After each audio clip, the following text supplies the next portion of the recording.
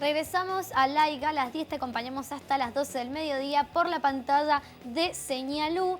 Y bueno, va a bajar el sonda en algún momento, van a bajar las temperaturas también esta semana.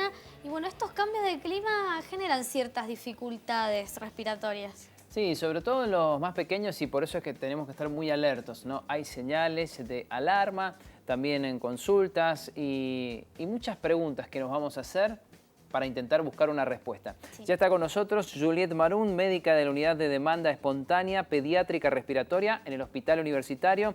Juliette, ¿cómo te va? Muy buenos días y gracias por sumarte a Laiga a las 10. Hola Emi, hola Pau, buenos días. Muchas gracias por esta convocatoria y bueno, espero poder responder a todas sus preguntas. Mucho más trabajo. ¿Cuándo comenzó realmente esa mayor demanda, ¿no? Superada, entendemos ya la pandemia, aparecieron otras enfermedades.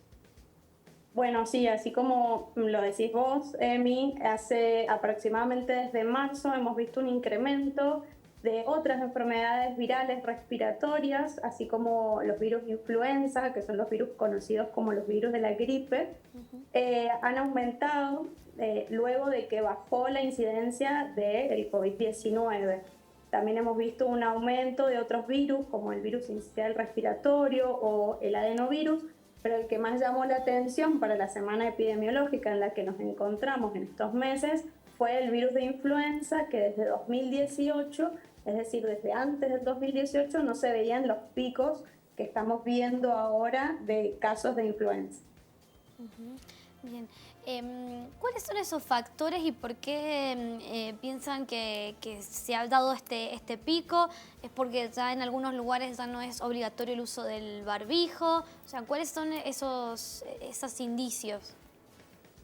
Bien, principalmente, bueno, explicar que estos virus influenza afectan a toda la población en general y en mayor medida o por ahí se expresan de una manera un poco más moderada o grave en niños menores de 2 años, niños menores de 5 años también, y todos los años vemos un aumento de estos virus respiratorios en los meses de otoño e invierno, o sea que es frecuente. También tenemos que tener en cuenta que estos últimos años, desde 2019, es verdad que veníamos con muchos cuidados, hemos tenido un aislamiento bastante prolongado, el uso del barbijo, la distancia social y las medidas preventivas de la ventilación, el lavado de manos frecuente, han hecho que estos virus que normalmente veíamos previa a la pandemia se vean un poco más incrementados en esta época del año.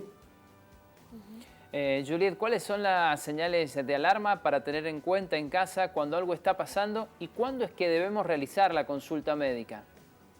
Bien, en primer lugar, todos los papás, la primera pregunta que debemos responder es ¿qué edad tiene este niño? ¿Sí? Si estamos pensando en un niño que es un lactante, si es un menor de 3 meses, si este niño tiene algún antecedente previo de importancia, por ejemplo, enfermedades cardiológicas, enfermedades respiratorias previas, si hay antecedentes de prematurez y antecedentes de desnutrición, ya es un factor de riesgo, ¿sí? Junto con el factor de riesgo de ser un lactante menor de 3 meses. En todos estos pacientes es muy importante la consulta prematura ante síntomas respiratorios, como por ejemplo pueden ser la tos o la fiebre, la dificultad para respirar.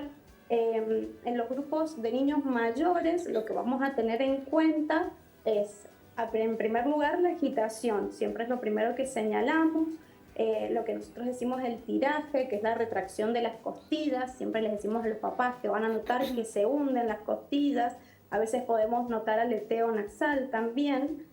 En conjunto con esto se pueden presentar dificultades para respirar. Esto es muy frecuente en los niños menores de 2 años y es algo muy importante a señalar. Siempre que un bebé no quiere tomar el pecho, tiene rechazo al alimento y se lo nota agitado, es muy importante realizar una consulta prematura, en ese caso por guardia, no esperar un turno médico de 48 o 72 horas en estos casos. Y por otro lado, también observar la coloración de las mucosas, es decir, alrededor de los labios, en el pulpejo de los dedos, los cambios de coloraciones tipo morado o azulado. Es muy importante hacer una consulta prematura. La fiebre es importante definir también y destacar en qué grupo de edades nos encontramos. En los menores de 3 meses, la fiebre siempre constituye un motivo de consulta prematuro, y en los mayores de 3 meses, si el niño está en buen estado general, no está agitado, se alimenta correctamente, en esos casos sí se puede esperar una consulta por un consultorio. No es necesario ante el primer pico de fiebre llevarlo a una guardia si no se presentan otros síntomas asociados, ¿sí? Esos principalmente son los primeros factores que tenemos que mirar. Bien, buenísimo, buenísimo. Y si hablamos de tratamientos...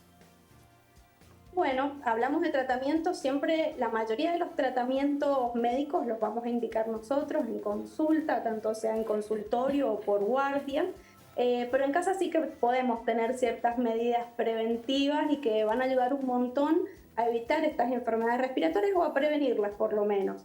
En primer lugar, el lavado de manos frecuente es algo que ya conocemos y que venimos practicando hace 2 años. Los niños que están en edad escolar, no asistir a la escuela si están enfermos para evitar contagios en la escuela, donde es un ámbito que hay más encierro y demás. Otra de las cosas que podemos hacer es evitar, si estamos enfermos, ir a visitar a los pequeños, sobre todo a los menores de 2 años, si estamos con tos, estamos con algo de rinorrea, mocos, congestión nasal. Aunque sea leve en los adultos, tratar de evitar visitar niños en esos días que estamos así. Por más que para nosotros los adultos sea un cuadro leve, para los niños más pequeños, como su inmunidad no está tan desarrollada, puede significar un cuadro más grave o un cuadro de una enfermedad respiratoria, ¿sí? Por otro lado, a nivel ya cuando el niño está enfermo, lo que podemos hacer son los lavados nasales con solución salina, el posicionamiento semisentado y ventilar frecuentemente los ambientes. Juli, no queremos dejar de hablar de los mocos, que es súper recurrente, ¿no? Los niños de cualquier edad, los que van al jardín, los que no van al jardín, los que tienen un hermanito, los que no lo tienen. Contanos algo que podamos llegar a aprender nosotros de esto. Bueno, ¿qué podemos llegar a aprender?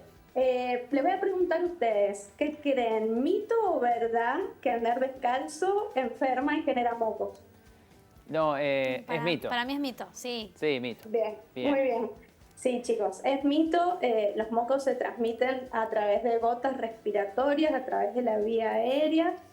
Por estar descalzos no genera mocos, eso lo tenemos que desterrar, es un mito. Y por otro lado, ¿qué podemos saber de los mocos? Los mocos tienen un ciclo evolutivo, se pueden generar por muchas razones.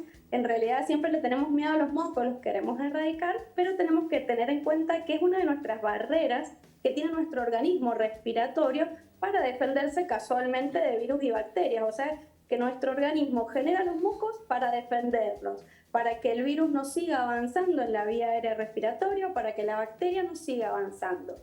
En todo eso generar de los mocos empiezan a cambiar la coloración.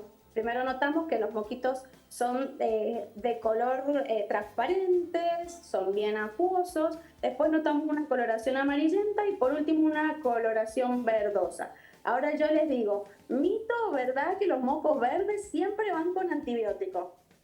Uy, ese es difícil. Es mito para mí. Mito. Que se curen. Ajá, sí.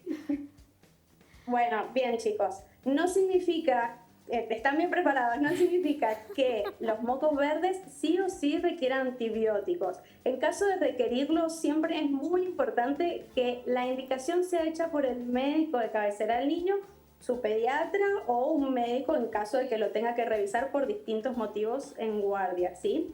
Respecto a los mocos, importantísimo la solución salina para ayudar a desprenderlos. En algunos casos, específicamente indicado a algunos mucolíticos, no en todos los casos tampoco. Bien, hemos aprendido. Está bien, ¿no? Bueno, estamos bien, vamos bien. por buen camino. Siempre se aprende algo nuevo. Claro, claro que sí. También te queríamos preguntar, Juliet, más allá de las enfermedades respiratorias que estamos viendo, también hemos visto en nuestro entorno las enfermedades gastrointestinales también. ¿Por qué se da esto y qué has estado viendo vos también en el consultorio? Bueno, es verdad, también en estas épocas de otoño e invierno, si bien hay virus que afectan principalmente el epitelio respiratorio, hay virus que también tienen predilección por afectar el tracto gastrointestinal y suelen ser virus, por ejemplo, quizás los han sentido nombrar, adenovirus, rotavirus, que producen ciertos síntomas gastrointestinales, no en todos los casos, y también síntomas respiratorios. Sobre todo el adenovirus es muy frecuente verlo en síntomas respiratorios, a veces asociado con conjuntivitis también, y con síntomas gastrointestinales.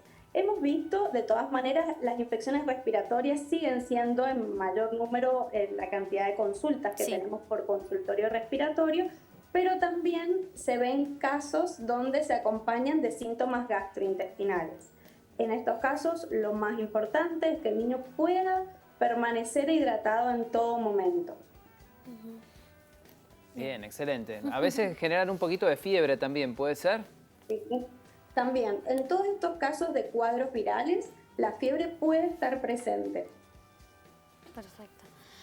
Juliet, muchísimas gracias por estar presente aquí en el live, por darnos todas las recomendaciones, por enseñarnos un poquito más y, bueno, desterrar mitos, que es lo importante, me parece. Desterrar mitos principalmente. Bueno, chicos, muchísimas gracias. Ya saben que los esperamos en el Hospital Universitario. Tenemos un sector separado para enfermedades respiratorias y enfermedades de sospecha de COVID del resto del servicio del hospital, donde también en el otro sector brindamos controles de niños sanos y el resto de las patologías que no son patologías estacionales respiratorias. Bien, Juliet, antes de terminar, justamente en esta situación donde estamos esperando que en algún momento el sonda baje, ¿qué recomendaciones les puedes dar a los padres y a las madres para el cuidado de sus hijos?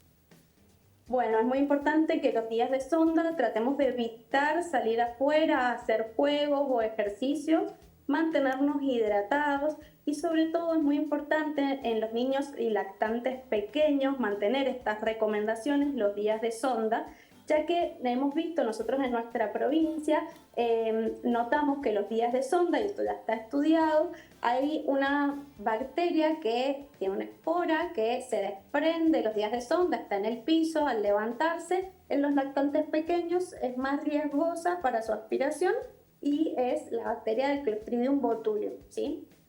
Es la que genera el botulismo. Entonces, con más razón, niños pequeños y lactantes, estos días deberían tener unos cuidados especiales, más allá de las infecciones respiratorias. Perfecto. Juliet, muchísimas gracias. Un abrazo. Bueno, nada, chicos, muchas gracias. Hasta luego. Información más que útil hemos brindado en el día de hoy. Sí, bueno, siempre se aprende algo nuevo porque hace falta aprender cada vez más. Sí, claro. @laicalas10 en nuestras redes sociales vas a tener toda esta información y también en Unidiversidad. ¿Le parece que nos vayamos a un breve corte? Porque queda un poquito más de programa. Queda un poco más de programa, dejamos la música para el final. No se vayan, ya volvemos.